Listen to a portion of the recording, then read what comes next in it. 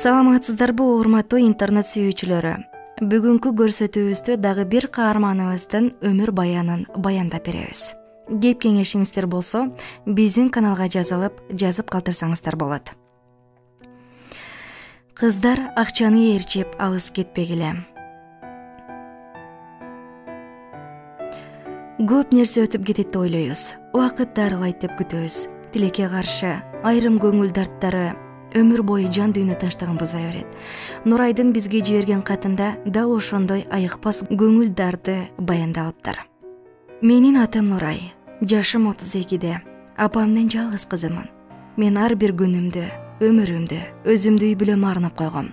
Мунун чоң себеби бар. Мектепти жакшы баалар менен аяктаганым менен жогорку окуу жайдын бюджеттик бөлүмүнө өтө албай калдым. Байкуш апам менин келечегиме тынчсыздандыгы өгөй атама биринчи ирет каршы чыгып, мени контракттык негиздеги окууга тапшыртты. Апамдын мындай тобокелге барышына менин окуу дегенде ак эткенин так этеп туруп алганымда себеп болду окшойт. Ал кездеги эң бийик, эң таза кыялым кызыл дипломго ээ болуп, тыпылдап иштеп апамды багуу эле. Бул тууралуу ойлогондо кирпик көзүмдү какпай, эрте эле ошол күндөргө жетүүгө шашчумун. Бул максатымды билген апам мага үмүт артып, ыйлай сыктай төгөбүз. Өзүңдү эле эстүү жансың. Бир аз боор көтөрүп алсаң, окуу акыңды өзүң эле төлөп аларсың. Башкысы бактылуу болсоң экен деп акылын айтып кетти. Кимдир бирөөлөргө аз тоюлар, бирок күйөөсүнүн кебинин чыга албаган, кайын журтун түйшүгөн майышын көтөргөн апам менен шаар жашоосуна биринчи ирет аралашып жаткан мен үчүн жылына 25 000 сом төлөө чоң акча эле. Биринчи жылы өгөй атам анча-мынча жардам кылып төлөп кеттик. Кийинки жылы теңин төгүп, теңин карыздар болуп окуудан чыгып кала турган болдум.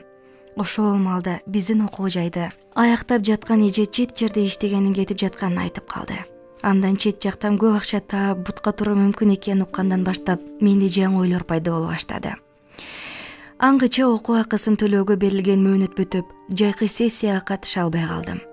Жакшысы буга чейинки аракеттерим жакшы окуганым себеп болуп таптакыр айдалып кетпей академиялык эс алууга жетиштим. Күтүүсүз бурулуштан кийин жумуш издөөгө өттүм. Бул маалда аз болсо бишкектик болуп, анча-мынча эл таанып, көчөдө коркпой басып калган элем. Жарнамаларды карап жатып, көзүм чет мамлекеттик берүүчү иштерге түшүп, көңүлүм тартыла берди. Акыры издегеним табылып, Туркиянын 5 шаарына бала багуучу болуп кете турган болдум. Мени ал жакка жөнөтүп жаткан аялдын жардамы менен керектүү документтерим тез арада дайын болуп, каражат да табылды. Баары жакшы боло баштады. Сарсанаа кылбайын деп, буга чейин унчукпай жүрүп, эртең учам дегенде апама алыска кетип жатканымды кабарладым. Байкуш апам бир ыйлап алып батасын берип, ак жол каалап калды. Ал жакта мени бакыт тосуп, кубаныч күтүп турбаптыр. Мени Кыргызстандан узатып калган эжеге бир топ жагынан окшош, шуулдаган, ал жайды жакшылап сурап, ичиңди жылыткан, ашкере боюнуп, ашыкча күлө берген бир аял тосуп алды. Мен баласын бакча үй бүлө азыр үйүнө оңдоп түзөө иштерин кылып, убакытты созуп жатканын айтып, мени бир жума үйүндө кармады. Алдагандай болуп жоготуп алба деп документтерин баарын алып, мени көзүмчө сейфке бекитип койду. Анын камкордугуна ичтен ыраазы болуп жаттым. Үйүндө мен курактуу дагы 2 кыз бар экен. Алгач бирөө, анан экинчиси кеткен күнү мен алданып келгенимди билдим. Жанагы аял мени чакыратып туруп, башка улуттагы лөө күйгөн бирөөгө салып берип койду. Каргаш алуу ал күндү эстесем, азыр денем калтырап, муздак терге чөмүлүп, муунуп чыгам. Мен кордолдум. Кыза бээрим төгүлдү. Денемди саттым. Алгач ошол бөлмөдөн чыкпай эле өлүп алууну ойлодум. Андайда жан деле таттуу болбойт экен.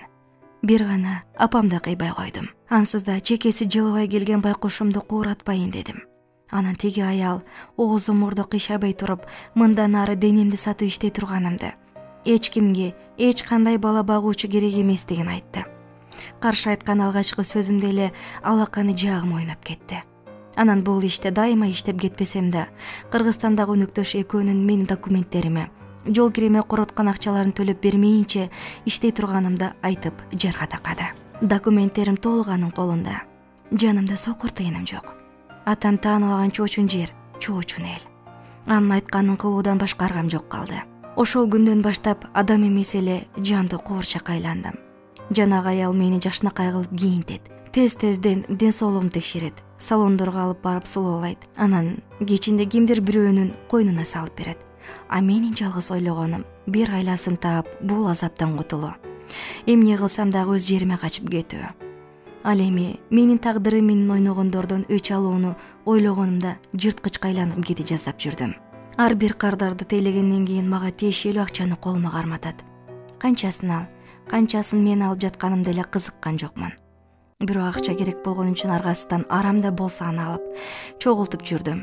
Тиги аял болсо ар бир акча берген сайын мен анын абдан ишенимдүү кыз экенимди, ошентип иштей берсем ага да акча кылып келип турарын айтып жаагы тынбайт. Кээбин аягында мынтип дене сатуу азыркы кезде кадырес эле иш экенин бара көнүп кетеримди айтып, оюнда көңүлүмдү жибиткен болот.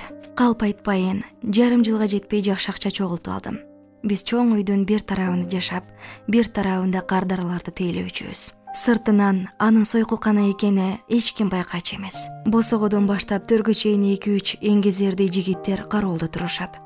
Акчам чогулган соң алардын биринин көңүлүн алып, качууга жардам суроону ойлоно баштадым. Чынын айтсам, далай адамды тейлеген, эми өз пайдам үчүн бир адамды тейлесем, эмне болмок элем деген ойдо болдум. Кезектешип алмашып турчу кароол жигиттерди байкап жүрүп, бирөөнүн кыргыз экенин билип калдым. Алгач апама уятым кармалгандай катуу чочудум. Бирок баары бир ошол жигит жакын сезилип, акыры болгон сырымды айтып жардам сурадым. Адил байке жардам кылуудан баш тарткан жок. Ал көп жылдан бери иштеп бул элдин көп сырын билип бүтүптүр.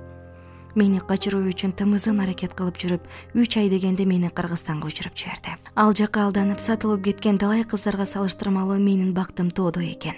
Болбосо 10 күлүнүн бири ачыл элек мөлтүрөгөн кыздар атасында эркектердин алдында тепселип, ошонусун жумуш деп атап ата-энесине, бир туугандарына акча салып жашап жүрүшөт. Мен сыяктуу качам деп, бирок кармалып калып кордуктуу 2 эсе тарткандар андан көп. Самолетто баратып, ушуларды ойлоп, көз жашымды тыя албай келдим. Тигил жакта жүргөндө апама анда санда бир чалып, акчаны чогултуп жатам деп койчумун.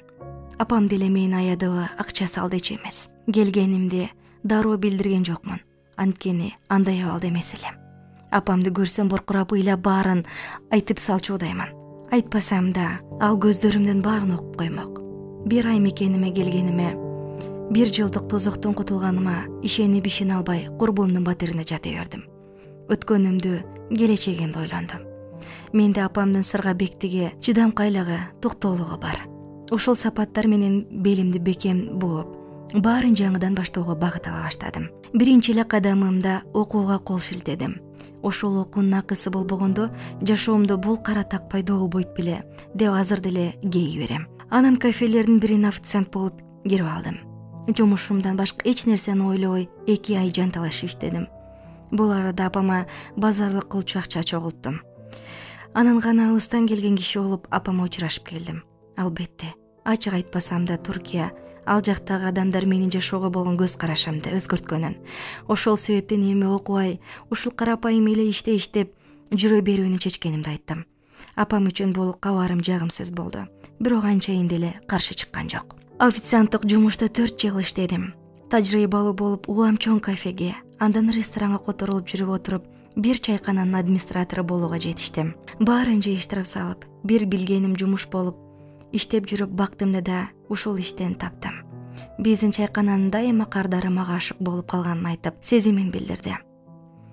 Бул маалда баягы оор күндөрдүн изи сууп, турмушка чыкпайм деген оюмдан кайтып калгам. Башынан ушул оюмда бушырып жүргөн көбү анын сунушун четке какпай макул болдум да турмушка чыгып кеттим. Алдыга узбогон, артта калбаган карапайым жашоодобуз. Татынакай бир уул, бир кызым бар. Жолдошум жаман адаты, жаман сөзү жок. Кудай деп жашаган жакшы адам. Баары жакшы, бирок жүрөк тереңинде бир кайгым бар. Жолдошумдун, балдарымдын алдында өткөн күндөрдү ойлоп, жан дүйнөм жанчылып кетет. Ушул кымбат адамдарыма таза, жакшы күндөр менен келгенимде бактым толук.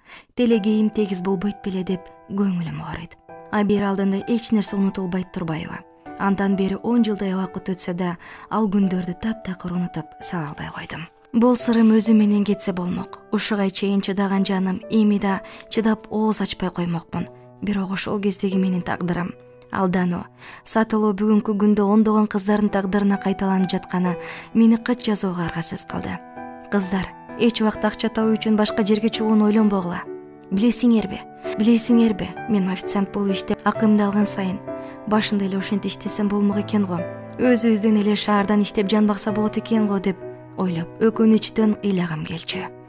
Болгону кайсы жумуш болбосун берилип иштесең эле акчасы көп болоорун кеч билдим. Азыркы студент кыздар, деги эле жаштар ушул нерсени бакытты алыстан эмес, өз айланабыздан эле издөбүз керектигин эрте билип алышса дейм.